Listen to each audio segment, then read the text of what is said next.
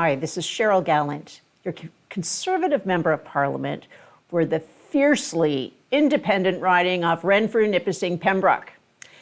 On Monday, during a speech on the Canada-Ukraine Free Trade Agreement, I stated my opposition to the World Health Organization's proposed changes to the international health regulations.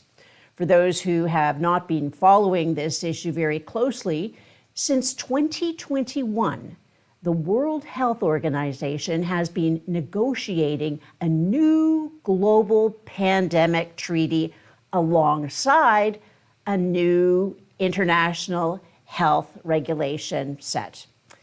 This is important to understand.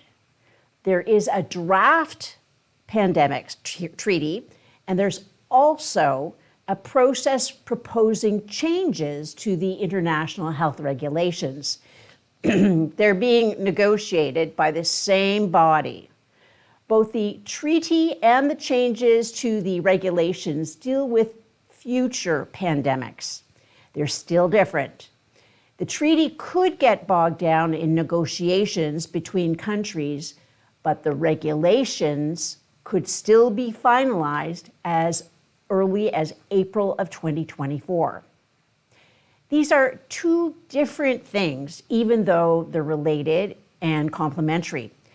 Last month, my friend and colleague MP Leslyn Lewis discussed the pandemic treaty and the international health regulations on Facebook. In response, the CBC wrote an attack piece. In her video, Leslyn cited a specific document dealing with the amendments to the regulations. Rather than examine her claims or even tell its audience what the amendments were, the CBC just quoted so-called health experts who also attack Dr. Lewis. Here's the fourth sentence in the CBC report. Quote, "This is all just nonsense," said Professor Hoffman, a professor in global health, law, and political science at York University. "This is not at all what's being discussed. It's just trying to get people to be mad at a non-issue. This is really a conspiracy theory that we're seeing unfolding in front of our eyes," end quote. This is a good example of opinion smuggling. The CBC reporter isn't going to accuse an MP from the Conservative Party of being a conspiracy theorist. Instead, they just find someone else to say it. By getting Dr. Hoffman to deploy the usually liberal attack line about conspiracies wasn't enough. Next, they tried to gaslight Canadians. Quote, "That document," said Dr. Hoffman, "is not directly connected to the treaty. It's the interim report of a working group looking at the broader issue of dealing with health emergencies," end quote. Notice how Dr. Hoffman says the document is not directly connected to the treaty. It was an interim report. There was a working group.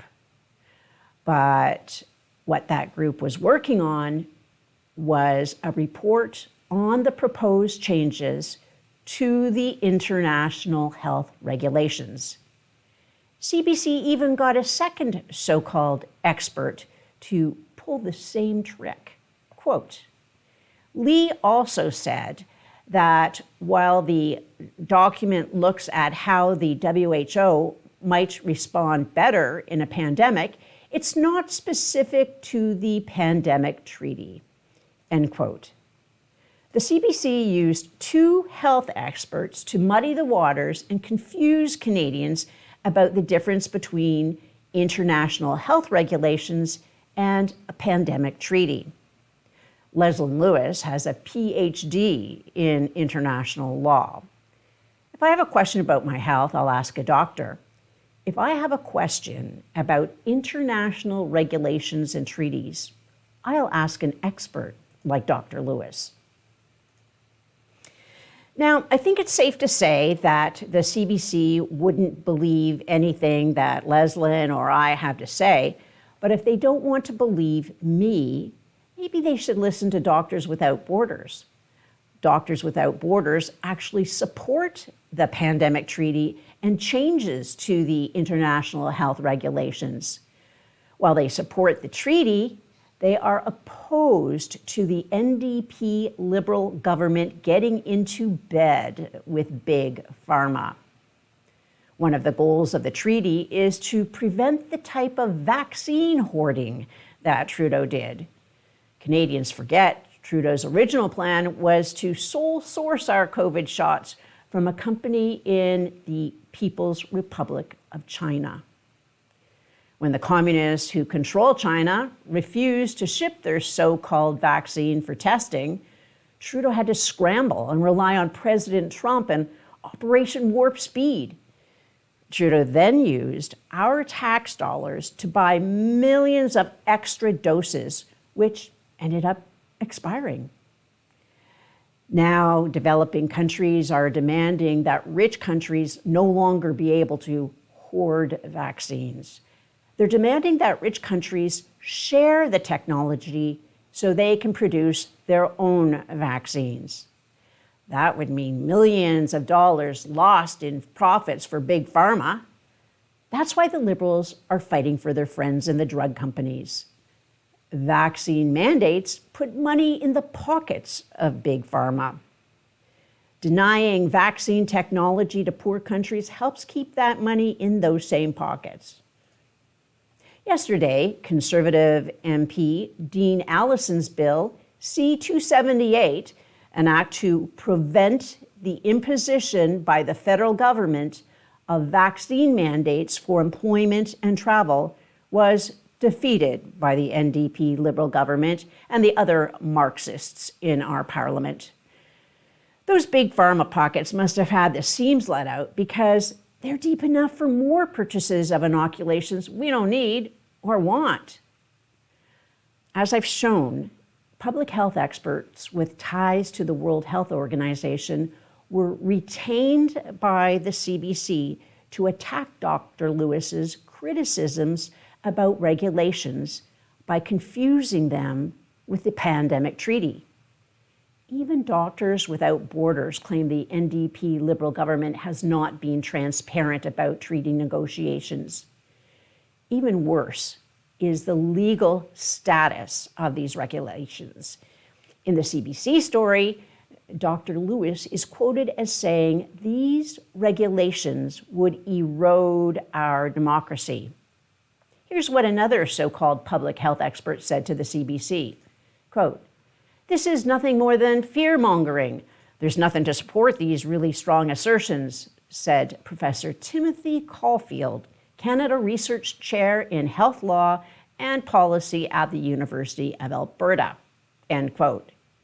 Nothing to support these really strong assertions, nothing to support. Again, the CBC wants you to think this is baseless. But the CBC doesn't have to take my word or Dr. Leslie Lewis's word or even Professor Caulfield's word. We could just go to the source.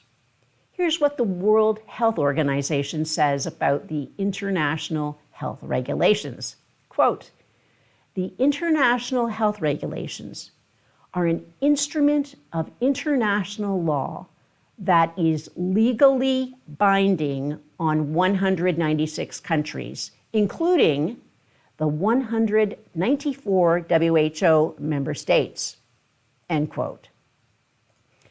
The World Health Organization says these regulations are legally binding, despite the fact they'll never come before Parliament for a vote.